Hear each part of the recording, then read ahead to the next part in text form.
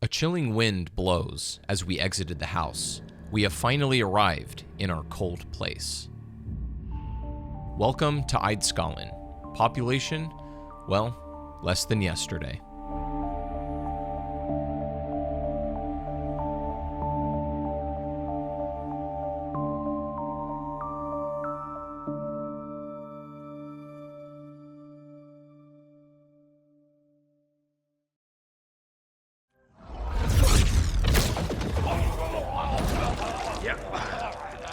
That's it.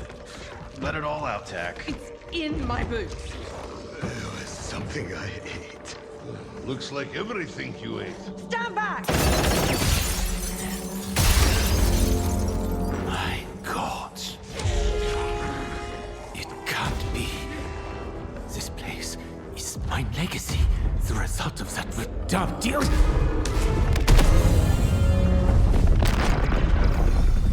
Scheiße.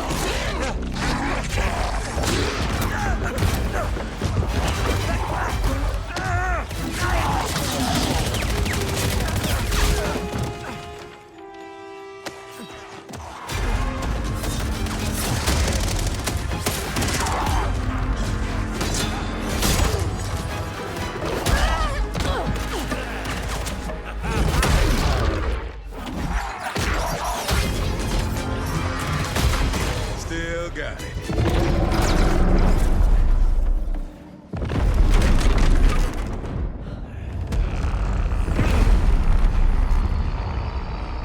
Nein! I am no one Schnitzel!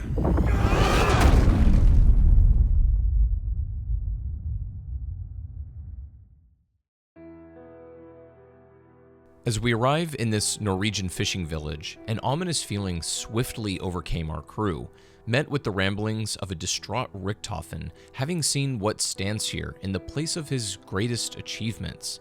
We would also soon learn that it also housed his most heinous act, but would not be before the undead would overrun the crew, as Weaver surprisingly saved Richtofen from the clutches of death. But before long, a monster would appear from the fog and attempt to stomp out the crew. He would storm off, vanishing into the fog just as soon as he arrived.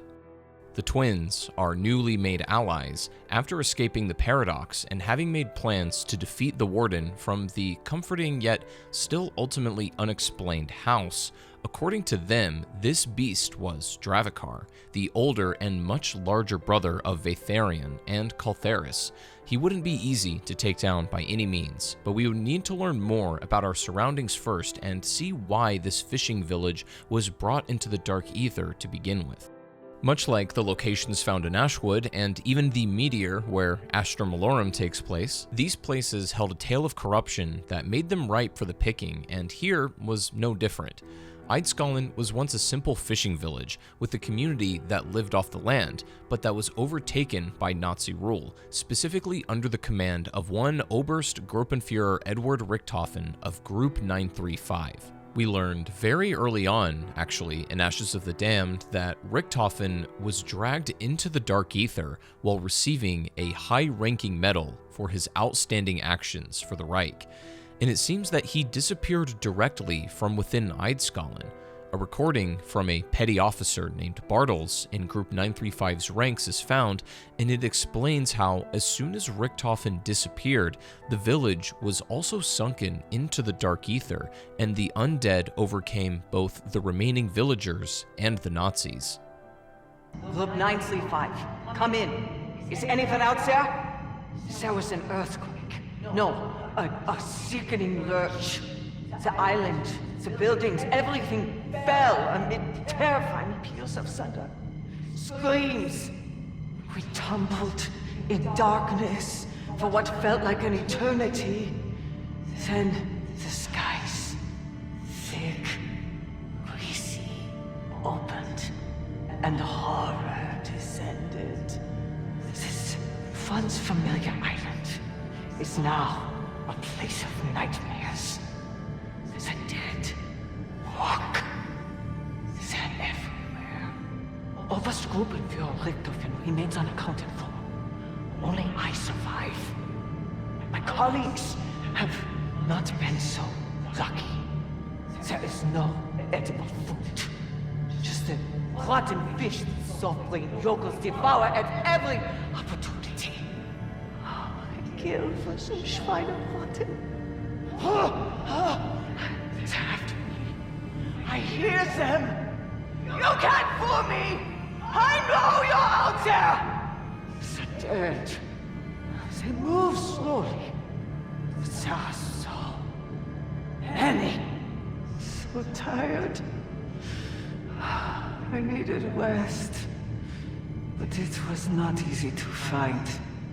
Those cowering villagers thought they could commandeer our storage containers for their survival.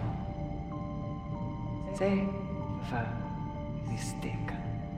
Running in all directions, screaming, dying. It bought me time. But not enough. Stay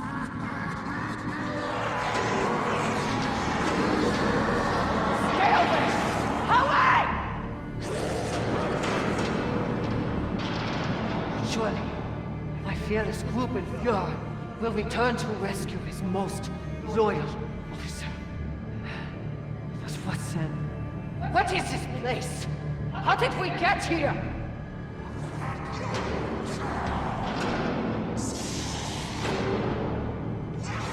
Ah, yes. I do not know why I did not see it before. I found a way out. The path was right in front of me. Forgive me, Obergruppenführer.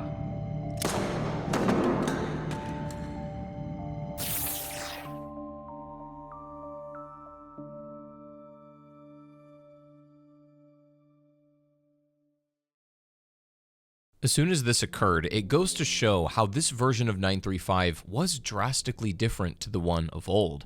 For example, in the previous timeline, Group 935 exploited Element 115 to further the advantage for the German forces, much like they also do in this version. But no other time had they been so loyal to the Nazis to such an extent, or at the very least, Richtofen hadn't. Even Ultimus Richtofen, for all of his transgressions, he never once trusted the Reich to use 115 efficiently and always kept his own experiments away from their advances, as they were always a means to an end for his grand scheme. Edward Richtofen was never a loyalist to the Reich in the original Ether, yet in the Dark Ether dimension, that's exactly who he is. Still, in this dimension, things were a little bit different. Richtofen led the charge on a hostile takeover of the region, where they built a Group 935 research facility to oversee a project that would drastically change the course of the war in this dimension. Richtofen developed extremely detailed plans to overtake shops such as Native, Astrid Lovin's Antiquity Shop, and the Town Celebration Hall. These violations would cause a rebellion among the Norwegians who would attempt to intercept the uranium shipments into the port.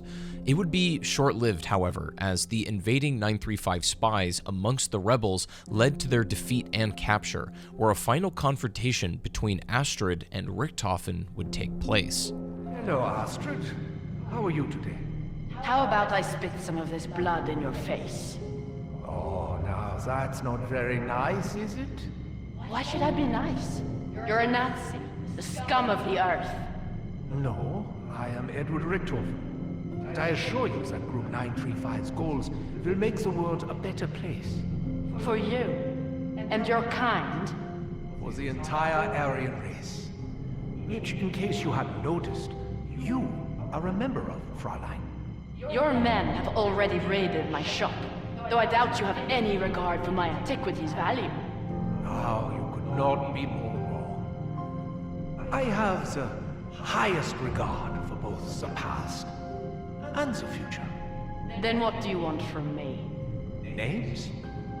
The names of your fellow conspirators. I don't know what you mean. There is no conspiracy, only survival. And does survival include sabotaging our operations? I told you, I don't know what you're talking about. I am just giving you the chance to be honest with me. If you give me names, I will allow you to return to your business. My business is gone. You have destroyed everything we built. What I do only to secure a better tomorrow. The chapel bell still rings. And tolls. Fuck you. No.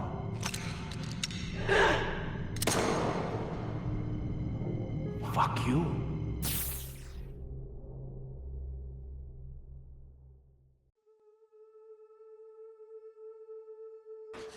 Eidskalen, my proving grounds.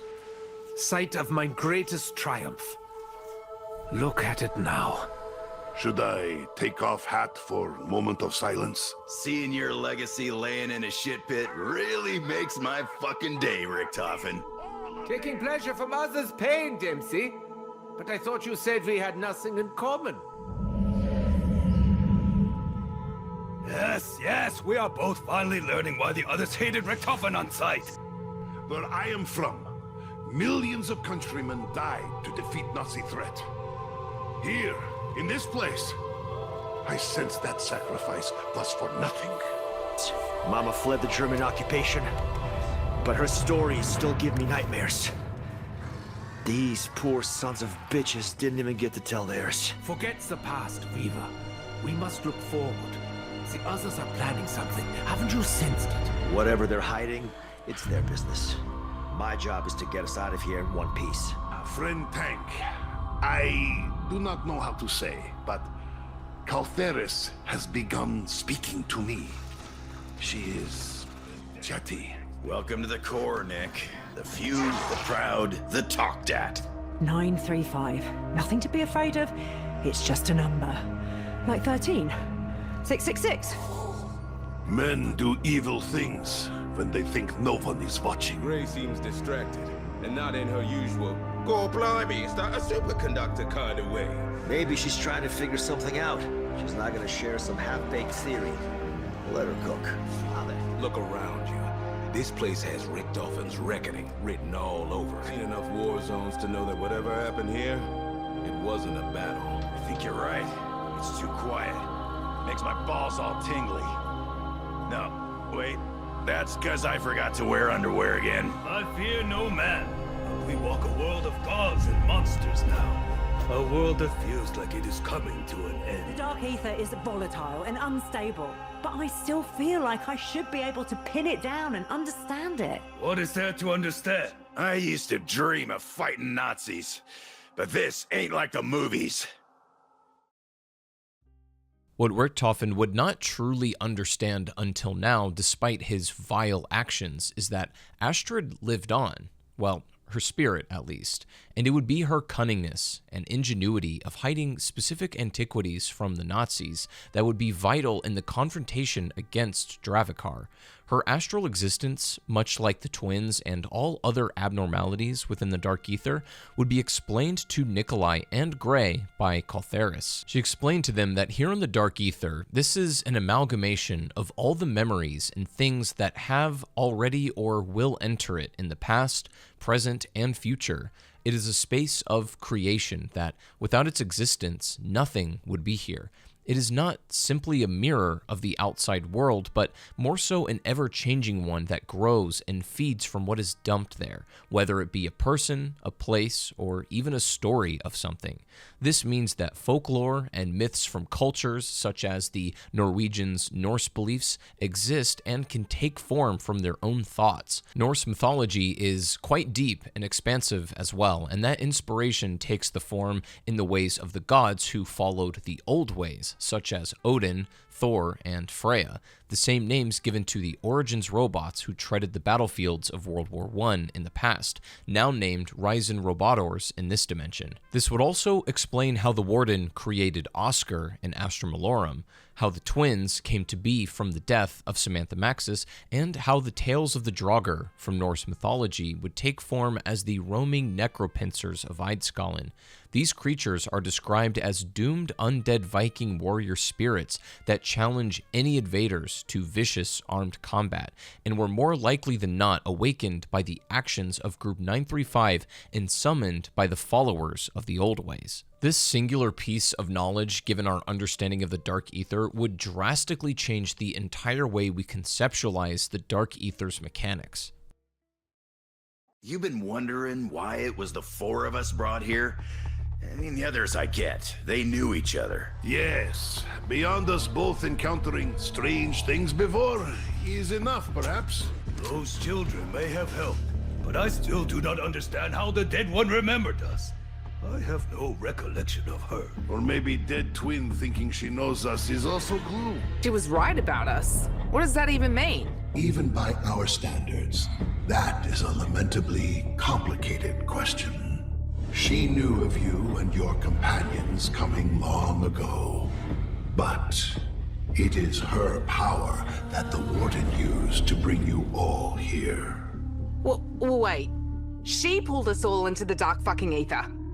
That purple fucking... Little mother. I don't have kids. I don't like or want kids. And yet you took that sample from the laboratory in Janus Towers. When I took... Of course you fucking know about that. You've seen all my memories, haven't you? Seen? I've experienced them. Felt them, lived them alongside you. I am doing so even now. When you found Maxis's sample, you were horrified. But there was also hope. That not everything of her was lost to you. Caltheris, this is really not a mirror I want to hold up right now. Know that your love, which drove that split-second decision to preserve Maxis's egg, may have saved us all. You can't just drop that on me. You can't. It's just not fair. Exploring the gloomy streets of Eidskalen and the ruins of what this village has become, the unnerving sense of dread would overcome the entire group. The only area to where some lightheartedness could be found is in Dempsey's obliviousness of Maya's advances to him, where she would even ask Gray if she's going insane or if it's just his thick skull not catching on. It would finally be here too, where even Takeo would realize that Richtofen was responsible for what had happened and what true evil the Nazis could cause. While none other than Richtofen himself knew exactly what he had done or what Group 935 was, it became ultimately clear to everybody that Richtofen was solely responsible for the vile actions of this place. Yet still, Richtofen would warn Takeo, despite his personal animosity growing, to be aware of the others. Carver and Weaver both experiencing the fear and anxiety about their current physical states. They more so wondered what Gray could be going through as well, as she was acting a lot more off than usual. The state that she found herself in was a result of the implications she received from the twins and Caltheris that suggested motherhood.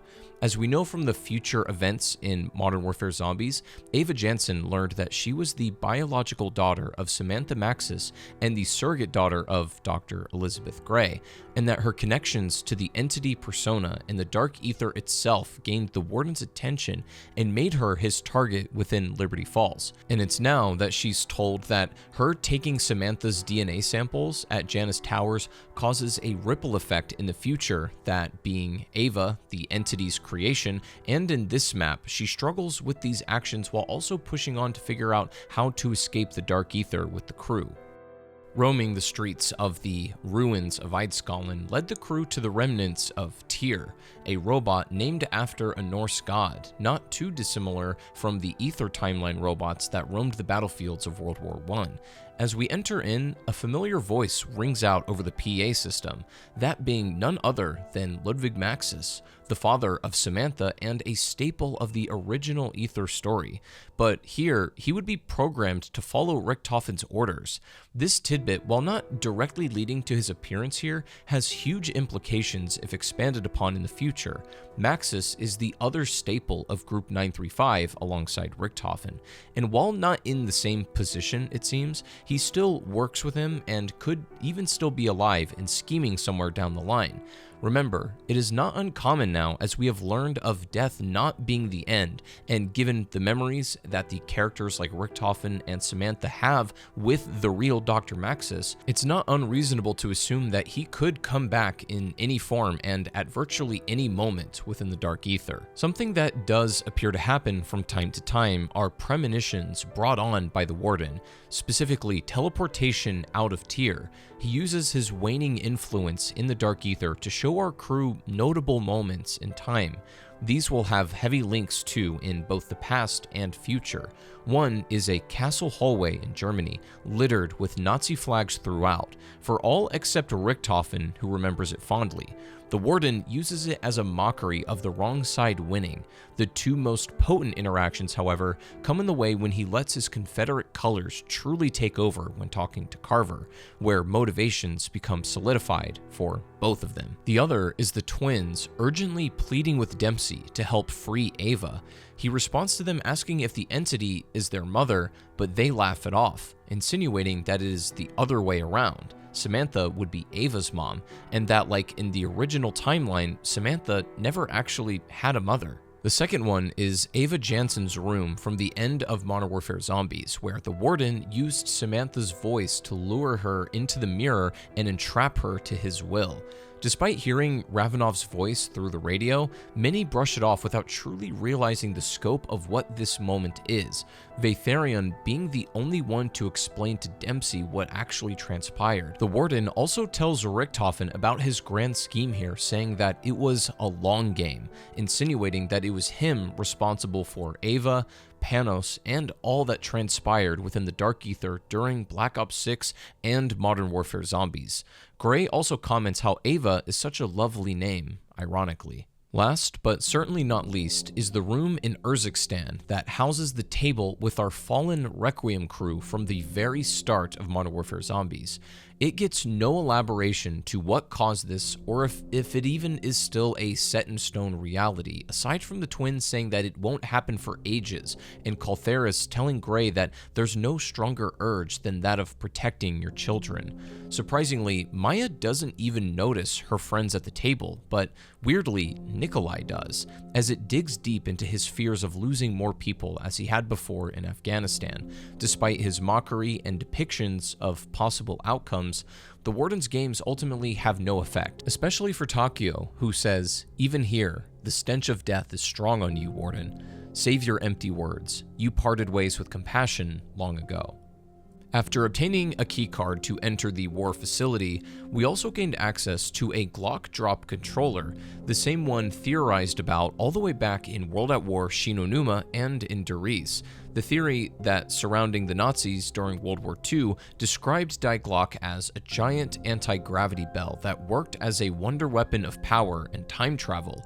The ancient teleporters were designed to mimic it, but in this Richtofen's dimension, it actually existed and is used to spawn both the Pack-a-Punch machine and a sample of uranium used in 935's experiments.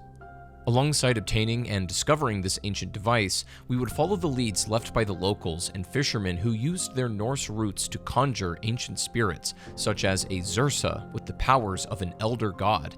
After defeating it, the beast would drop a lantern that led us to a dungeon hidden beneath the cemetery. Placing it down on the pedestal would reflect and reveal constellations that eventually would summon Astrid to return in spirit form once more and guide our crew towards the lighthouse, where she hid away the most powerful of weapons, climbing the pillars of creation that she created for us, and then met face to face with Dravikar, who saw that we were gaining assistance from the elder gods when we reached the peak. And there, inside the lighthouse, was an ancient weapon that was forged when Odin ruled the sky and giants walked the land, a fire gauntlet in the form of a chained lantern, the Jotun Star. This ancient weapon of power would prove crucial in taking down Dravikar, but ultimately, the depths of Richtofen and Group 935's depravity would not be made clear until they discovered a secret testing lab underneath a fishing hut that showed just how twisted and evil Group 935 was in relation to their subjects. Absolutely foul and inhumane experiments purely to further the Reich's power were conducted here, yet all we have left now are the ghastly remains of Richtofen's greatest achievements. No good deed goes unpunished. Our meddling would once again regain Dravikar's attention, but if it weren't for Tyr lasering part of Dravikar's flesh and stopping him in that moment, our crew would have met their end right then and there. but the remnant left behind by our Shadowsmith allowed us to sacrifice it in a fire to gain access in the celebration hall to call upon a high-ranking necropincer who guarded the Sunstone.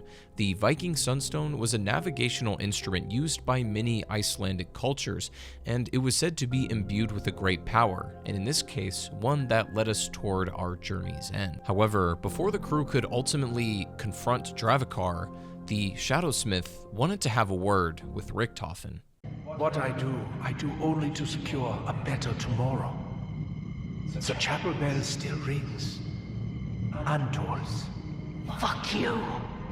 No.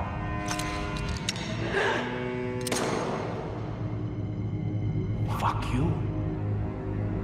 Desperate times, desperate measures. What would your fragile ego cost your world? This is your last hope.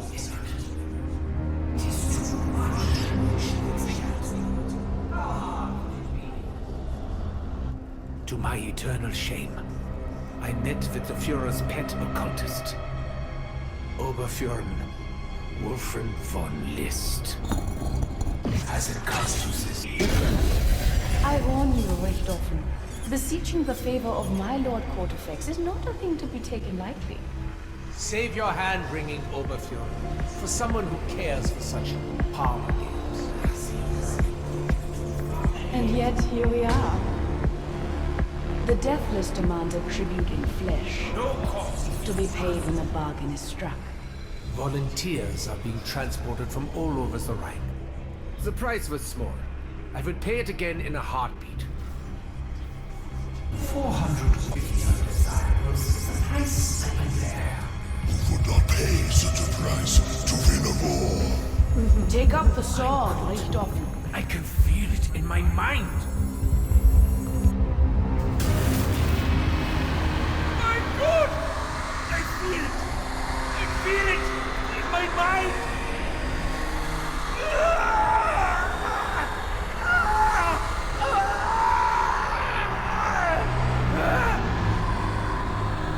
Yeah, I understand. It is so simple, so beautiful. More. I must know more. Demons are real. I see it. I see it. This is your last one.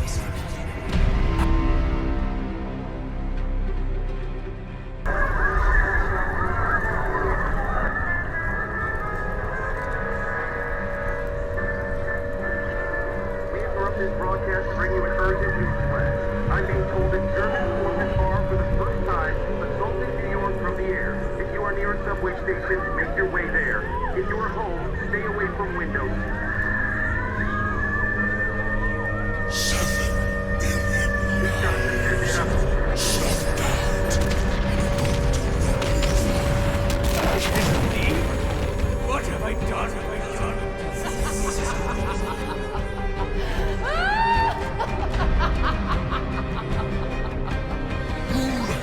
One of the Dark Ether's most powerful creations in, without warning.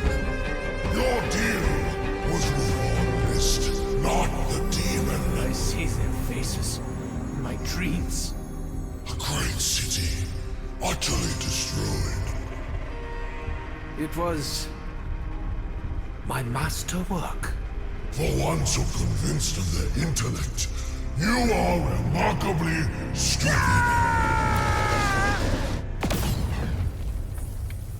I regret nothing I have done. I split the atom and sundered the world. I am a destroyer of nations, a victor of wars. But this trinket feels empty. 7 million dead. It is a bauble, a toy. I feel nothing. In this twisted memory, the Shadowsmith shows us that in 1940, Richtofen and Group 935, alongside Dr. Maxis, were personally chosen by the Führer to undertake a project. In this reality, the Axis forces were being beaten badly. Running out of supplies and out of options, the Führer offers his lead occultist, Wolfram von List, for assistance in obtaining the proper supplies. This is indeed the same von List as the one seen in Vanguard with Cortifex the Deathless, but in this dimension appears to be a woman. Despite that one difference, von List's priorities remain the same, and she offers Richtofen access to the unobtainable Element 115. Unlike how it existed in the original Ether story, it was fragments sent by the Apothicons. Rather now, it seems to be in this dimension, it was a myth. In a sense, it was outside the bounds of reality. Von List and Cortifex both offer Richtofen Element 115 to use in the creation of finishing the project for the small price of 450 undesirables. A heinous phrasing to describe innocent lives said through the mouths of absolute monsters in this meeting. Richtofen even personally sacrificed one with a sword to show his faith. Alongside one last thing to be traded was Richtofen's soul and will. Dravakar would at one point mention how sacrificing 450 lives to end a war was a small price despite the horrific connotations the Nazis had for it, but the deal was with von List, not the demon. In selling his soul, Richtofen allowed Cortifex unrestricted access to his mind, body, and spirit for his own goals and power. The dark knowledge he gains allows him the ability alongside Maxis to help construct the uranium and 115-infused atomic bombs before America could. And on July 4th, 1945, the unthinkable happens. The Nazis, well, specifically Richtofen, drops the atomic bomb over New York City, killing over 7 million people. This, in combination with his newly found robots to stomp out the rest of the Allied forces, in the wake of his victory, he mentions that he felt nothing, no remorse or even joy over what he had done. The shell of what little soul he may have had was ripped away by Cortifex, and despite him recounting the screams of the lives he took, Dravakar makes it a reality before sending him back to the real world. Devoid of any regret or emotion, Richtofen doubles down on his unspeakable actions and proves himself not only the worst of the entire crew, but easily the worst and most irredeemable Richtofen of them all. And so now, with the stakes being higher than they've ever been, and our crew with a new sense of resolve and an understanding of each other, especially Richtofen, the final encounter against Dravakar would still need to take place. Little souls.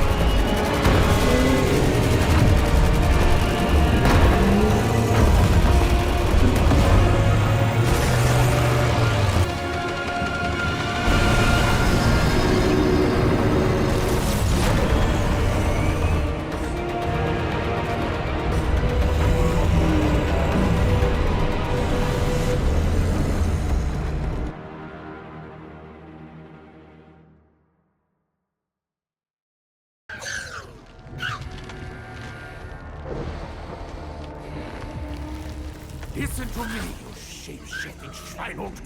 You will return what was stolen.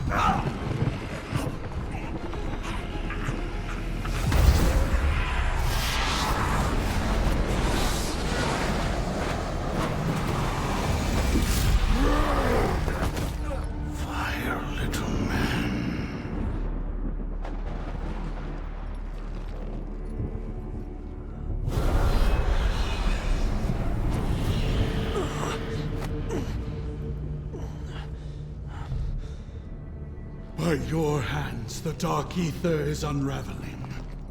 We should be so fucking lucky.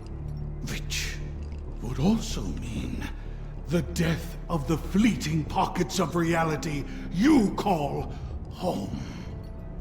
Before we confront our former slave master, you will restore balance to this realm, as she foretold. Wait.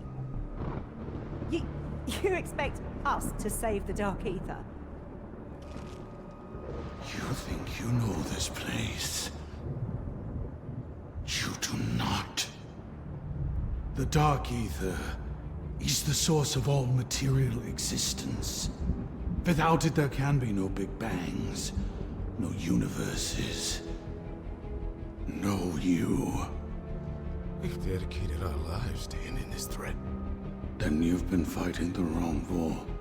For to win it would mean the annihilation of all. Oh, is freeing your buddies causing this place to come apart? Once, we were innumerable. Now only 4. Through us, raw chaos and memories are given new form. Substance. Direction. Before imprisonment, our intent was focused by places of power. But now those are controlled by the man you call the Warden. With our temples in ruin, the loom of creation runs out of control. How do we restart this engine? Journey to the place of fire. Liberate my sister and retrieve the world seed. You will need it to cleanse the nexus of the rot that befouls it. And then I shall teach the slaver the error of his ways.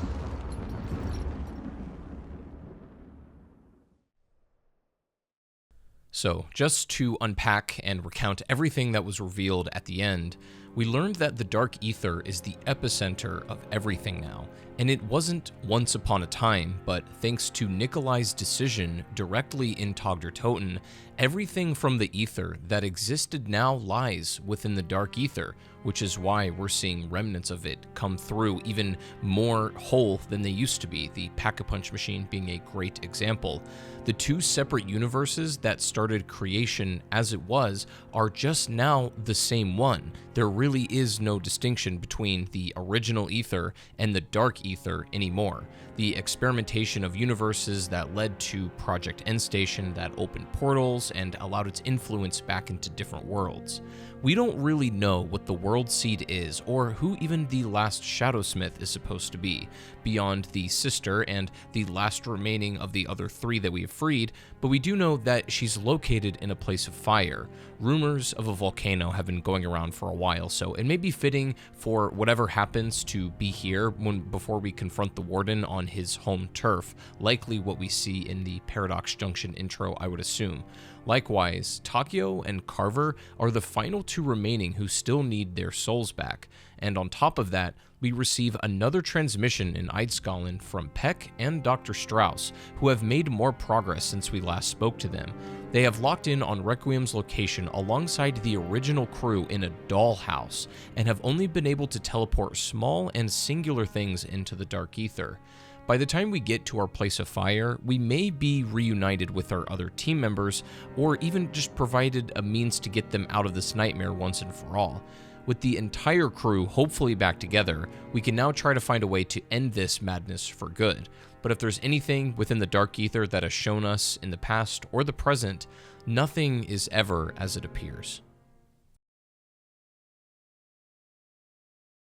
Thank you all so much for sticking around and watching this video. I think this is my favorite one we've done so far, and it's kind of fitting because Totenreich is easily my favorite map in Black Ops 7 and might be my favorite map in Modern Zombies, period. Like, it is excellent. So I really wanted to make a video that pushes the line just how Totenreich kind of pushed boundaries for me, and I feel like the team and I found new levels of creativity we haven't hit before. So I really hope that was reflected in this, and we put a lot of love into this one. So hopefully you guys enjoyed watching it. There are 2 more maps in Black Ops 7 to go, and hopefully we can make some excellent videos for you guys to wrap off the season in a nice way. But make sure to subscribe if you want to see more. Leave a like on the video, and that's it for me. Peace out.